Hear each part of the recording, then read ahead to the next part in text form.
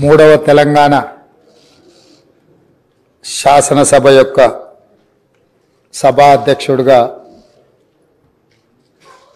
గడ్డం ప్రసాద్ కుమార్ గారిని ఈ శాసనసభలో కాంగ్రెస్ పార్టీ, భారత రాష్ట్ర సమితి, అదేవిధంగా సిపిఐ, ఎంఐఎం పార్టీలు ప్రత్యక్షంగా మద్దతు పలికి ఏకగ్రీవంగా ఎన్నిక కావడానికి, అదేవిధంగా భారతీయ జనతా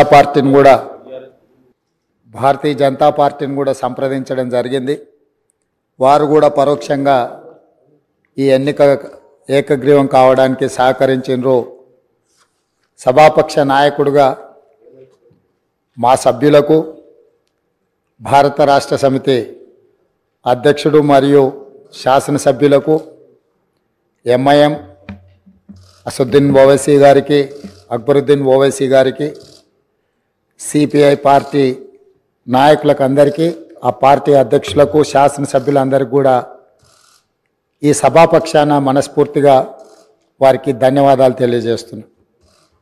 ఈ సభ ఒక మంచి సాంప్రదాయానికి మొదటి రోజే మనమందరము ఒక మంచి సాంప్రదాయాన్ని ముందుకు తీసుకెళ్ళడానికి అందరూ సహకరించడం, ఈ సాంప్రదాయం భవిష్యత్తులో కూడా కొనసాగాలి.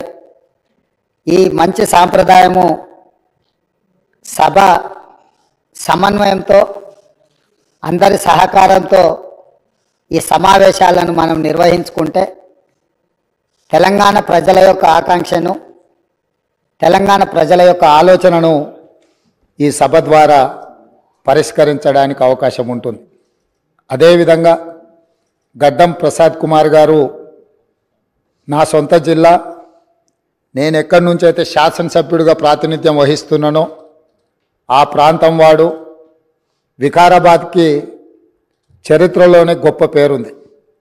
నిజాం సర్కారు ఉన్నప్పుడు చాలా రుగ్మతలు ఉన్న వాళ్ళకి వైద్య సహాయం అందాల్సిన వివిధ రకాల ఇబ్బందులు ఉన్న వాళ్ళందరినీ కూడా వికారాబాద్ గుట్ట మీద వైద్యం చేస్తే అందరికీ ఆ రుగ్మతలు తగ్గి సమస్యలు పరిష్కారం అవుతాయని తెలుసు.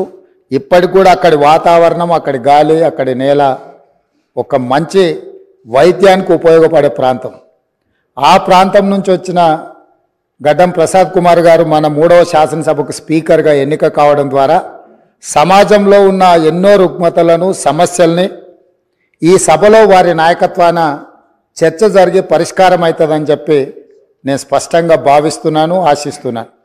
అదేవిధంగా వారు అతి సామాన్యమైన కుటుంబం. వెనుకబడి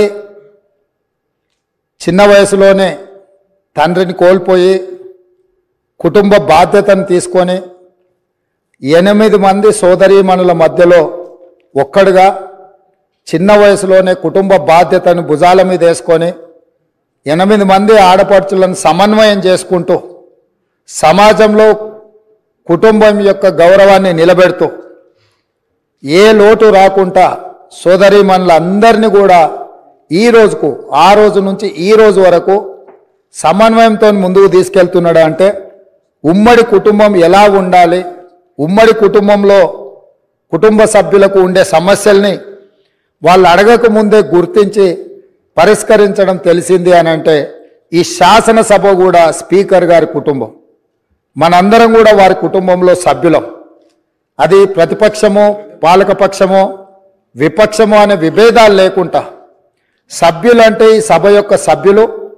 ఆ సభ్యులు లేవనెత్తే అంశాలను, వారు లేవనెత్తిన అంశాలలో ఉన్న లోతును దృష్టిలో పెట్టుకొని తప్పకుండా స్పీకర్ గారు ఆ సమస్యలకు పరిష్కారం చూపిస్తారు. ఒక కుటుంబాన్ని, ఉమ్మడి కుటుంబాన్ని నడిపించడం, సమన్వయం చేయడం, సమాజంలో ఆ కుటుంబం యొక్క గౌరవాన్ని నిలబెట్టడం తెలిసిన వ్యక్తులు ఈ సభకు సభాధ్యక్షుడు అయిందంటే మన అందరి యొక్క హక్కులను తప్పకుండా వారు కాపాడతారు. అదేవిధంగా వారు రాజకీయ ప్రస్థానం, స్థానిక సంస్థలు ఒక ఎంపీటీసీగా వారి రాజకీయ ప్రస్థానం మొదలయ్యి అక్కడి నుంచి వారు ఎంపీపీ అవ్వడం, 2008 ఉప ఎన్నికలలో శాసనసభ్యుగా ఎన్నికవ్వడం, 2009లో తిరిగి వారు శాసనసభ్యుడిగా ఎన్నికవ్వడం, తర్వాత వారు మంత్రిగా సేవలు అందించడం, హ్యాండ్లూమ్ వీవర్స్కి వాళ్ళకున్న లోన్లు కానీ లేకపోతే వాళ్ళ సమస్యలను పరిష్కరించడంలో క్రియాశీలక పాత్ర పోషించడము, వారు మంత్రిగా ఉన్నప్పుడు వికారాబాదును శాటిలైట్ టౌన్గా గుర్తించి కీర్తిశేషులు పెద్దలు జైపాల్ రెడ్డి గారు అర్బన్ డెవలప్మెంట్ మినిస్టర్గా ఉన్నప్పుడు ఢిల్లీకి వెళ్ళి వారితో మాట్లాడి వికారాబాద్ పట్టణాన్ని శాటిలైట్ టౌన్గా గుర్తించి 2,200 కోట్ల రూపాయలు మంజూరు చేయించి అక్కడ అభివృద్ధి కార్యక్రమాలను ముందుకు తీసుకెళ్ళి ఆ రోజు వారు అక్కడి ప్రజల యొక్క సేవలో వారు ముందున్నారు. అదేవిధంగా అక్కడ మెడికల్ కాలేజ్ కావాలని వారే ఆ రోజు ఆ ప్రతిపాదన తీసుకొచ్చి ఈరోజు మెడికల్ కాలేజ్ మంజూరైంది. ఇంకా స్టాఫ్ ఇతర అంశాలు కూడా కొన్ని ఉన్నాయి. వారే అక్కడి నుంచి ఆదేశాలు ఇచ్చి తప్పకుండా ఆ సమస్యను పరిష్కరించడమే కాకుండా అప్పా జంక్షన్ నుంచి వికారాబాద్ మన్నగూడ చౌరస్తా వరకు రోడ్ వైడనింగ్ విషయంలో కానీ వీటిలలో కూడా వారు ప్రత్యేకమైన చొరవ చూపించి ప్రాంతం యొక్క అభివృద్ధిని వారు ఎప్పుడూ మర్చిపోకుండా వారు ఎన్నికలలో గెలిచిన ఒకవేళ ఫలితాలు వారికి అనుకూలంగా రాకపోయినా వారు ఎప్పుడు కూడా ప్రజలకు దూరంగా ఉండలేదు. కాబట్టి ఈరోజు గడ్డం ప్రసాద్ కుమార్ గారు లాంటి వ్యక్తులు సునిశ్చిత దృష్టితో, సమస్యల అవగాహనతో, సభ్యుల సమన్వయంతో ఈ శాసనసభను వారి నాయకత్వంలో మనందరం ఒక ఆదర్శవంతమైన శాసనసభగా నడిపించడానికి వారి పూర్తిగా మన అందరికీ దశ దిశ నిర్దేశిస్తారు.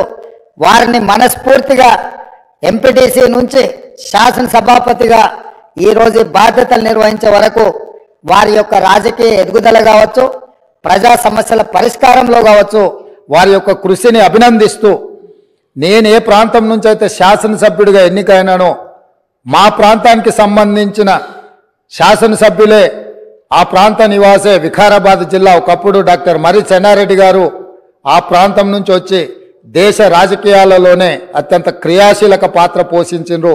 ఆ ప్రాంతం నుంచి వచ్చిన గడ్డం ప్రసాద్ కుమార్ గారు ఈ సభ అధ్యక్షుడిగా ఎన్నికవ్వడం, ఈ ఎన్నికవ్వడానికి సహకరించిన మిత్రపక్షాలన్నిటినీ ప్రతిపక్షాలన్నిటిని కూడా మరొకసారి అభినందిస్తూ, మనస్ఫూర్తిగా వారికి అభినందనలు తెలియజేస్తూ, ఈ సభలో సభ్యుల యొక్క అందరి హక్కులను వారు కాపాడతారనే నమ్మకంతో వారు అభినందిస్తున్నాను. వారి నాయకత్వంలో మేమందరం కూడా రాష్ట్రానికి మేలు జరిగే విధంగా కార్యక్రమాలు తీసుకుంటామని తెలియజేస్తూ సెలవు తీసుకుంటున్నాను.